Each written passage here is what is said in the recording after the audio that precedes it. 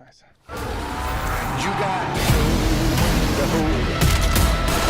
know when to fold, know when to walk the road, and know when to run.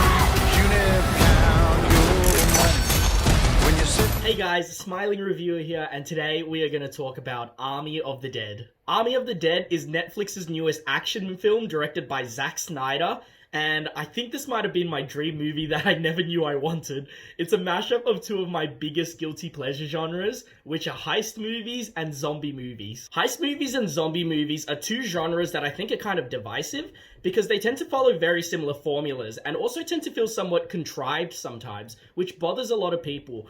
Also because both of these genres are hard to make unique because there are already so many fantastic heist and zombie movies out there. So making an original one is definitely difficult, but I think both of these genres just have so much room for adrenaline-fueled excitement and satisfaction. So putting them together actually makes complete sense. Army of the Dead is set in a world where Las Vegas has been overrun by a zombie plague, and the government has built walls around Vegas and quarantined it off from the world with the intention of dropping a nuclear bomb on it to kill all the zombies. But before that happens, former mercenary Scott Ward, played by Dave Bautista, is approached by Bly Tanaka, played by Hiroyuki Sanada, a casino owner who says he has $200 million in his casino vault that he wants Dave Bautista to steal for him for a portion of the money before the nuke drops in a couple days. Zack Snyder is someone who I've been a fan of for a while now. I absolutely loved his remake of George A. Romero's Dawn of the Dead in 2004, so he's not unfamiliar in zombie territory. I love how ambitious he is with all his projects, such as 300, Sucker Punch, Watchmen, and Justice League.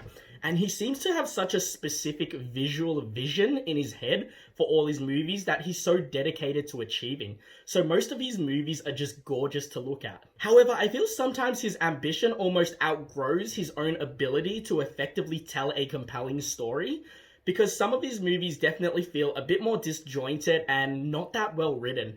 And Army of the Dead, unfortunately, is no different. The movie itself looks great in most scenes, and I loved the setting of an overrun Las Vegas. And a lot of the action scenes and the CGI, such as a zombie tiger, and all the makeup and costumes of the zombies were fantastic. But the story is so bloated and honestly quite nonsensical at points. Okay, firstly, I just want to get this out of the way. Problem number one I had with this movie: in my review for Mortal Kombat, I talk about how I think Hiroyuki Sanada is such an underrated actor, and when he got cast in Army of the Dead, just like Mortal Kombat, I was like, oh my god, here we go. And I ended up being disappointed with Mortal Kombat because he ended up being in that movie for like less than 10 minutes. And I was hoping this would be different, but it's not. He just plays a casino owner in this movie. How are you gonna put Hiroyuki Sanada in a movie called Army of the Dead and not have him be part of the zombie killing squad?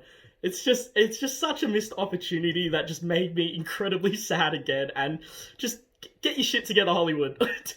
Anyways, rant over, back to the review. This movie was really a mixed bag because it does some things so right, yet it does other things so wrong. Like having Hiroyuki Sanada play a casino owner. Dave Bautista as our lead was something I was especially excited for. He's probably most known for playing Drax in the Guardians of the Galaxy films, but he also seems to be moving in a direction in which he's starting to show the world that he can be more of an emotional actor and not just your standard tough guy blockbuster actor. We started to see glimpses of this in his small role in 2017's Blade Runner 2049, and now in Army of the Dead, while definitely a more action-oriented role, we get more hints of it again. Honestly, he probably has more emotional scenes in this movie than full-blown action scenes, which kind of disappointed me, to be honest. Because while I am all for seeing Dave Bautista stretch his acting muscles, and I think he can do a really good job when it calls for it, a movie like Army of the Dead calls for a bit of, and no pun intended here, a bit of mindless action, which we definitely do get, don't get me wrong. We just don't get it that often, which was another problem I had with the movie. When the zombie killing is happening in this movie, it's really good. Like, not just like, okay, this is some pretty serviceable action. Like, no, it has a lot of energy to it, and tension, and it was just a lot of fun.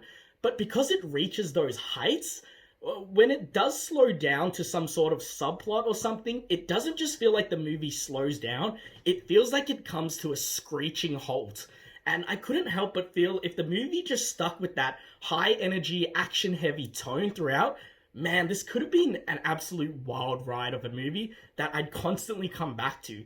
But it was just bogged down with so much unnecessary stuff or plot lines that eventuated to nothing. Dave Bautista's character in the film has a daughter that comes along with them because there's someone she knows who is in the zombie-infested Vegas that may or may not be alive, and this subplot was especially infuriating, and it had nothing to do with the performance from the actress Purnell. I actually thought she was pretty good in all of her scenes, but just her character motivations for being there and the amount of trouble that arises because her character just has some ridiculous tunnel vision for saving these people who she doesn't even know if they're alive. Like, there's a fine line between nobility and stupidity.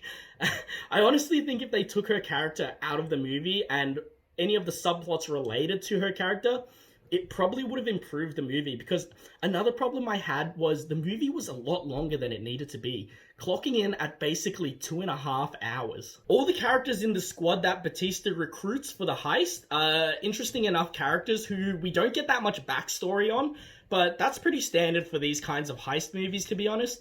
But I thought they did a good enough job with the character introductions for us to get a bit invested. However, some of these characters get absolutely shafted.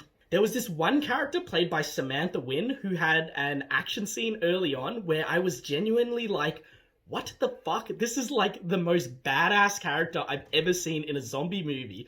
And it took me by such a surprise. I was like, hell yeah, where are we going with this character? But without any spoilers, her character ultimately amounts to nothing and is completely wasted. And it kind of feels that way for most of the characters in this movie, to be honest. Some effort seems to be put into the writing where they start to seem like they're moving in an interesting direction, but it doesn't really end up amounting to that much. So the small amount of effort put into the writing ultimately feels inconsequential. Another thing I loved that the movie did, though, was its portrayal of zombies. A way Snyder makes this film feel fresh is the zombies in this movie aren't your standard zombies, or at least not all of them are. We definitely have your standard dumb zombies in this movie, but we also have like a weird hierarchy of zombies led by alpha zombies, which are basically zombies that are much smarter. And I thought this was such an awesome inclusion because it really heightened the tension in some scenes, because you know what's scarier than a zombie? A zombie that's smart and knows parkour.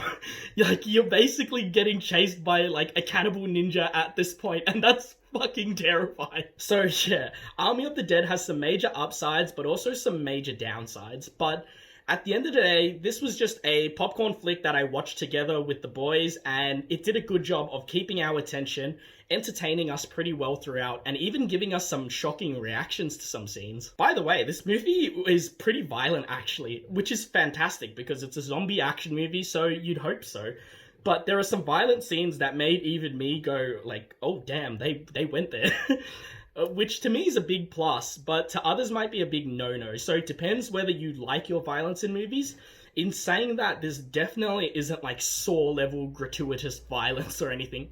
But Army of the Dead, for me, gets a nice 6.5 out of 10. I definitely enjoyed it, but I feel like it could have been a lot better with maybe a shorter runtime and maybe a bit more of a focus on its biggest strength, which was the tense action scenes. I think it's worth the watch based on your reaction from the title. If a movie like Army of the Dead sounds like fun to you, you'll probably find some enjoyment in it because, like I said, the zombies and the action are done well. But if you're expecting something a bit more deeper, you're not really going to find it here. That's all for my review for Netflix's Army of the Dead. But just as a bonus segment, I wanted to talk to you guys a bit about the behind the scenes for this movie. So after I finished this movie, I noticed that there was a short 28-minute documentary on Netflix called Creating Army of the Dead. And I watched it last night, and essentially it goes into all the technical aspects of making the film. And man, it was really bloody cool. I really hope this becomes a trend with streaming services like Netflix, where they show the behind the scenes of these big movies. I know Disney Plus have started doing it with their Marvel shows, but yeah, the amount of tremendous effort that goes in behind the scenes to stuff like the makeup and costumes of the zombies, the CGI and creating an entirely digital Las Vegas, and just some of the new technology they have in the film industry these days. It just blows my mind, honestly.